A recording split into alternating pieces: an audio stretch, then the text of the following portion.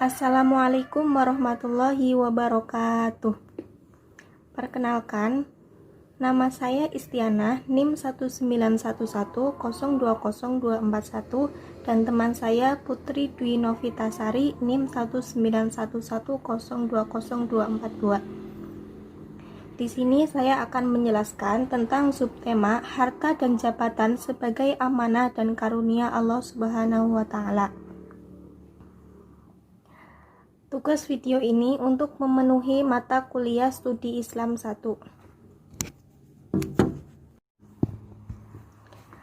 Yang pertama yaitu pengertian harta. Harta menurut Wahab Zuhaili adalah segala sesuatu yang dapat mendatangkan ketenangan dan dapat dimiliki manusia dengan sebuah upaya, baik itu berupa zat maupun manfaat. Selanjutnya, pengertian harta menurut Hanafiyah. Harta atau al-mal adalah sesuatu yang mungkin dimiliki, disimpan, atau dimanfaatkan. Yang selanjutnya, menurut mayoritas ulama, pengertian harta atau al-mal adalah segala sesuatu yang memiliki nilai di mana bagi orang yang merusaknya berkewajiban untuk menanggung atau menggantinya. Selanjutnya, harta itu milik siapa?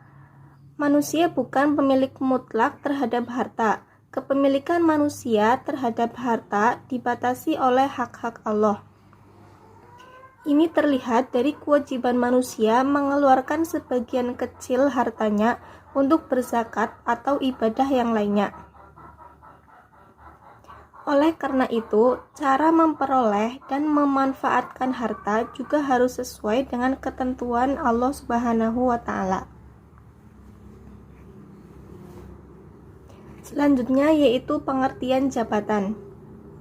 Pengertian jabatan yang pertama adalah sesuatu yang dipegang, sesuatu tugas yang diemban. Semua orang yang punya tugas tertentu, kedudukan tertentu dalam setiap lembaga atau institusi lainnya disebut orang yang mempunyai jabatan.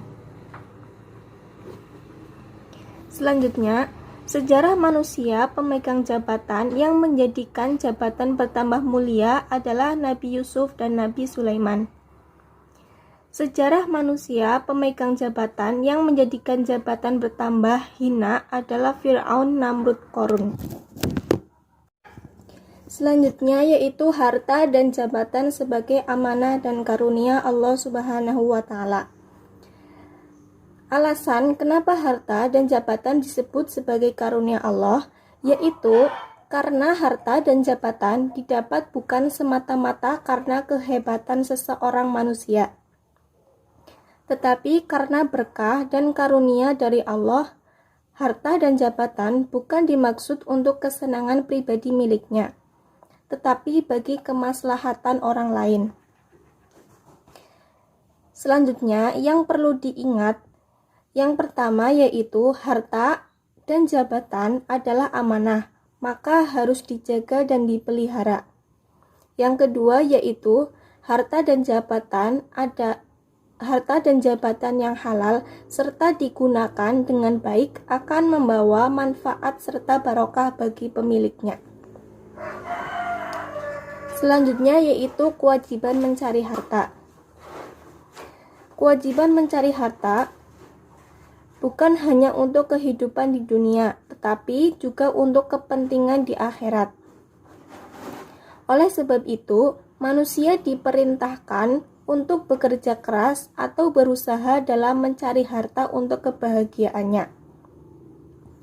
Hal itu dilihat dari Quran surat Al-Qasas ayat 77 yang berbunyi, Bismillahirrahmanirrahim.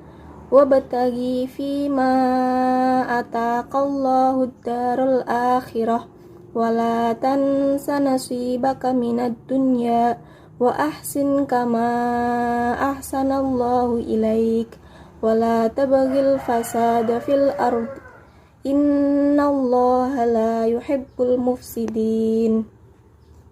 Yang artinya, dan carilah pada apa yang telah dianugerahkan Allah kepadamu, atau kebahagiaan negeri akhirat, dan janganlah kamu melupakan bahagiamu dari kenikmatan dunia dan berbuat baiklah kepada orang lain, sebagaimana Allah telah berbuat baik kepadamu. Dan janganlah kamu berbuat kerusakan di muka bumi. Sesungguhnya Allah tidak menyukai orang-orang yang berbuat kerusakan.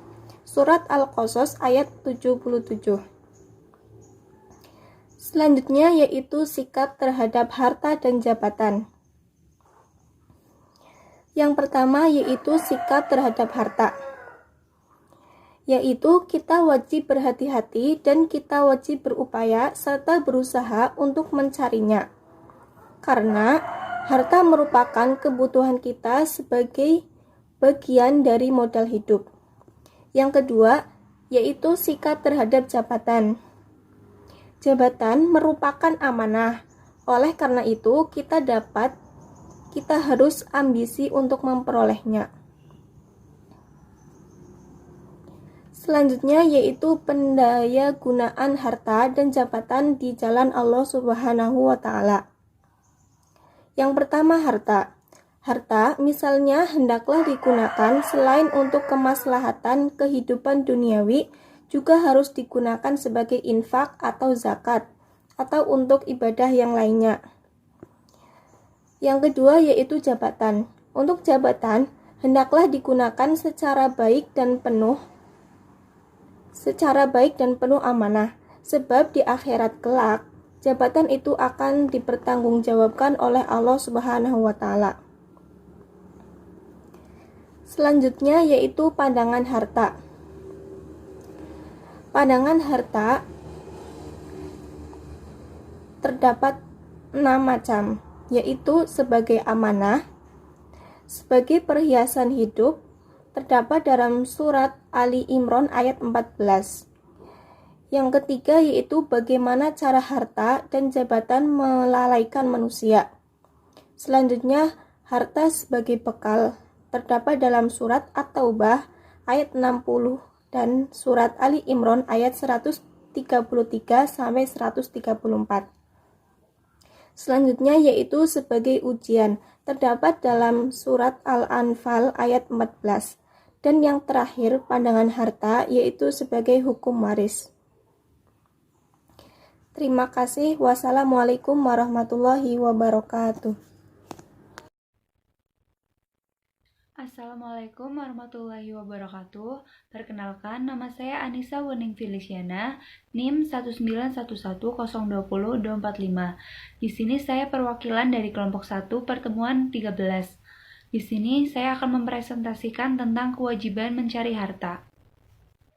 Harta dalam bahasa Arab disebut al-mal, bentuk jamaknya adalah al-mawal. Secara etimologis, kata al-mal berarti condong, miring, dan juga berpaling. Sedangkan harta menurut terminologi adalah segala yang diminati manusia dan dapat dihadirkan ketika diperlukan, atau segala sesuatu yang dapat dimiliki, disimpan, dan dapat dimanfaatkan. Definisi ini dikemukakan oleh ulama Hanafiyah. Dalam definisi ini tersirat bahwa manfaat tidak termasuk harta, karena manfaat termasuk milik. Adapun definisi selanjutnya diberikan oleh jumhur ulama, segala sesuatu yang mempunyai nilai dan dapat dikenakan ganti rugi bagi orang yang merusak atau melenyapkan. Islam tak hanya mengajarkan umatnya beribadah dalam bentuk sholat ataupun puasa. Islam memerintahkan umatnya beribadah dalam bentuk lain, yakni senantiasa mencari kekayaan secara halal. Dengan demikian, kekayaan ekonomi pun haruslah digunakan untuk memenuhi segala kebutuhan hidup manusia guna meningkatkan pengabdiannya kepada Allah Subhanahu wa Ta'ala. Adapun mencari, mengumpulkan, dan memiliki harta kekayaan tidaklah dilarang agama, asalkan ia diakui sebagai karunia dan amanah dari Allah Subhanahu wa Ta'ala. Al-Quran tidak menentang kepemilikan harta sebanyak mungkin. Bahkan Al-Quran secara tegas dan berulang-ulang memerintahkan agar manusia dapat berupaya bersungguh-sungguh dalam mencari rezeki yang diistiahkan Al-Quran dengan fadlullah, limpahkan karunia Allah. Cara atau etika mencari harta di dalam Islam. 1. Bekerja dengan ikhlas karena Allah Subhanahu wa taala. 2. Tekun dan sungguh-sungguh. 3. Amanah dan jujur. 4. Menjaga etikanya bagi seorang muslim. 5. Tidak melanggar hukum-hukum syariat. 6. Menghindari yang syubhat, sesuatu yang kurang jelas atau samar hukumnya.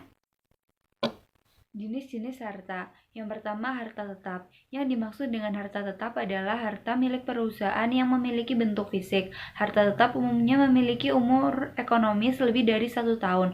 Tujuan penggunaan harta tetap adalah untuk menyokong agar perusahaan tersebut dapat berjalan dan mencapai tujuannya. Ada beberapa jenis harta yang termasuk harta tetap, yaitu yang pertama tanah, gedung atau bangunan, mesin-mesin, peralatan kantor, angkutan. Yang kedua adalah harta lancar. Harta lancar merupakan aktiva yang tidak memiliki bentuk fisik. Tidak seperti harta tetap, harta lancar tidak bisa digunakan untuk mendukung berjalannya perusahaan dalam mencapai tujuannya. Jenisnya yaitu kas atau uang tunai, kedua surat-surat berharga, piutang wesel, piutang dagang, piutang pendapatan, persediaan barang dagang, dan perlengkapan. Harta sebagai sarana berbuat kebajikan menurut tafsir Quran Surat Al-Baqarah ayat 195. Imam Ibnu Katsir membawakan perkataan Imam Bukhari dalam menafsirkan ayat ini. Katanya bahwa ayat ini turun berkenaan dengan masalah nafkah. Sementara dalam tafsir lain disebutkan riwayat dari Abu Daud dan Tirmizi yang dinyatakan sah riwayatnya oleh Ibnu Hibban, Hakim dan lain-lain dari Abu Ayyub Al-Ansari bahwa ayat ini diturunkan kepada kita dari golongan Ansor, yaitu tatkala Allah menjadikan Islam sebagai agama yang jaya hingga para penyokongnya tidak sedikit jumlahnya. Berkatalah sebagian kita pada yang lain secara rahasia bahwa harta benda kita telah habis dan Allah telah mengangkat agama kita menjadi jaya. Maka sekiranya kita mempertahankan harta benda itu, lalu menggantinya mana yang telah habis, maka turunlah Quran Surat Al-Baqarah 195 ini. Menurut Islam, status harta yang dimiliki manusia dapat dilihat dari berbagai sudut pandang antara lain, 1. Harta sebagai amanah atau titipan dari Allah Subhanahu wa taala. Manusia hanyalah pemegang amanah karena memang tidak mampu mengadakan benda dari tiada menjadi ada. 2. Harta sebagai perhiasan hidup. Hal ini memungkinkan manusia untuk menikmatinya dengan baik dan tidak berlebih-lebihan. Sebagaimana firman-Nya yang artinya dijadikanlah indah pada atau pandangan manusia kecintaan kepada apa-apa yang diingini, yaitu wanita-wanita, anak-anak, harta, dan sawaladang. Itulah kesenangan hidup di dunia dan di sisi Allah lah tempat kembali yang baik atau surga. Quran Surat Ali Imran ayat 14. 3. Harta sebagai ujian keimanan. Hal ini berkaitan dengan cara mendapatkan dan memanfaatkannya. Apakah sesuai dengan ajaran Islam ataukah tidak. 4. Harta sebagai bekal ibadah. Harta digunakan untuk melaksanakan perintahnya dan muamalah di antara sesama manusia melalui zakat, infak, dan sedekah. Terima kasih. Wassalamualaikum warahmatullahi wabarakatuh.